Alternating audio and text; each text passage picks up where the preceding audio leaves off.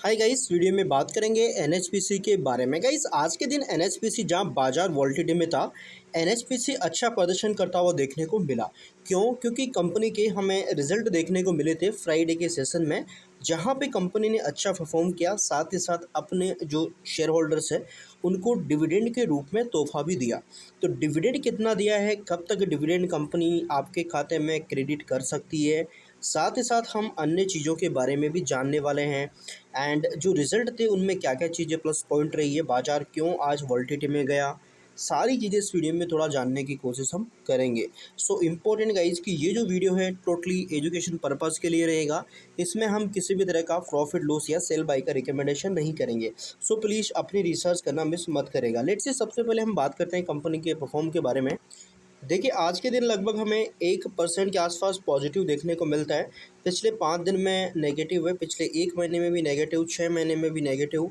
And अगर 1 साल का डेटा देख लें तो वहाँ पे भी लगभग 12 से 13% नेगेटिव परफॉर्मेंस कंपनी में नज़र आता है। अब इस रिज़ल्ट के बाद अगर हम पीई के रेशो की बात करें कि कितना नीचे आया है, कितना सस्टेंस हुआ है, तो लगभग 20.7 के आसपास का जो पी रेशो है फिलहाल हमें नज़र आ रहा है। एंड 41.2 की जो बुक वैल्यू वो भी दिख रही है। एंड डिविडेंड जो कि 2.46 का है वो यहाँ पे देखने को मिल रहा है। अब आप यहाँ पे देखिएगा इस कंपनी के क्वार्टर्स रिजल्ट के बारे में। तो देखिए, सबसे पहले मेन जो चीज़ है वो है कंपनी का ऑपरेटिंग प्रॉफिट। तो यहाँ पे इस क्वार्टर 23% का ऑपरेटिंग प्रॉफिट है। एंड गाइस, लास्ट ईयर तो बहुत ज़्यादा था, ये 51% का था यहाँ पे ओपीएम। एंड जो इसके इसके बाद देखोगे तो ओपीएम गाइस इस क्वार्टर भी लगभग बहुत कम रहा है, क्योंकि कंपनी के अक्सर जो ओपीएम है 40 प्लस रहता है। यहाँ पे देखोगे 44, 55, 60, 37, 61, 60, 59, 44, 51, 56, 60, फिर यहाँ पे 10%, फिर यहाँ पे 23%। पिछले 2 क्वार्टर से दबाव दिखा है, बाकी प्रॉफिट्स कंपनी के ओपीएम जो वगैरह अच्छे दिखे हैं। अब इसके बाद देखो, ओपीएम अगर इस क्वार्टर लास्ट ईयर से घटा है तो प्रॉफिट्स का भी क्या रहेगा। बट प्रॉफिट इस क्वार्टर अच्छा रहा है। 920 करोड़ का प्रॉफिट था लास्ट ईयर, इस क्वार्टर में 1550 करोड़ के अराउंड का प्रॉफिट रहा है। क्यों रहा है समझिए। देखिए, लास्ट ईयर कंपनी का जो रेवेन्यू है वो कितना था। रेवेन्यू कंपनी का लास्ट ईयर का इस समय दिखा था 2300 करोड़ के आसपास का, 2347 करोड़ का रेवेन्यू। इस क्वार्टर रेवेन्यू बढ़ के हुआ है 2816 करोड़ का। अगर आप एग्जांपल के तौर पे लीजिए कि अगर कंपनी के जो ओपीएम है लास्ट ईयर जितने ही रहते, यानी कि लास्ट ईयर कितने थे, लगभग लास्ट ईयर का इस कंपनी के ऑपरेटिंग प्रॉफिट मार्जिन रहे थे लगभग 51% के। तो यहाँ से आप समझ सकते हैं कि प्रॉफिट में क्या देखने को मिलता। प्रॉफिट अच्छा खासा कंपनी कर सकती थी, बट ओपीएम कंपनी के सस्टेंस रहे, ओपीएम ज़्यादा बढ़े नहीं। 100 यहाँ पे देखा जाए, अगर मैं कंपनी के इंटरेस्ट की बात करूँ, 574 करोड़ का इंटरेस्ट आया, जबकि लास्ट ईयर ये -12 करोड़ का था। तो यहाँ पे भी कंपनी का प्रॉफिट थोड़ा सा कटा है। वही अगर आप कंपनी के खर्चे देखेंगे तो खर्चों में लगभग कंपनी ने गई इस क्वार्टर में देखा जाए, जो पहले 1142 करोड़ का खर्चा था वो 2169 करोड़ का खर्चा हो गया। अब अदर इनकम इस क्वार्टर में देखा जाए कितनी आई है, तो गाइस अदर इनकम देखा जाए तो इस क्वार्टर में 306 करोड़ की आई है, जबकि लास्ट ईयर ये 265 करोड़ की आई थी। पिछले क्वार्टर में 1450 करोड़ के अराउंड की अदर इनकम कंपनी को प्राप्त हुई थी। ठीक है, ये चीज़ है। अब इसके बाद देखा जाए बैलेंस शीट कंपनी ने कितना यहाँ पे इम्प्रूवमेंट दिया है बैलेंस शीट में। तो आप रिजर्व में देखोगे तो 31,392 करोड़ का रिजर्व है, जबकि पहले 29,500 करोड़ के आसपास का था। इसके बाद कर्जे की बात करी जाए तो कर्जा जो कंपनी का है गाइस, जो लगभग 39,557 करोड़ का था, वो बढ़कर 52,327 करोड़ के आसपास का हो चुका है।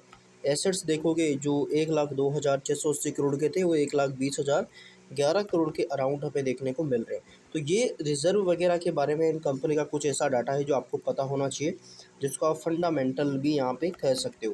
तो इस तरीके का इम्प्रूवमेंट एंड जो भी चीज़ें हैं इस क्वार्टर में दिखी है।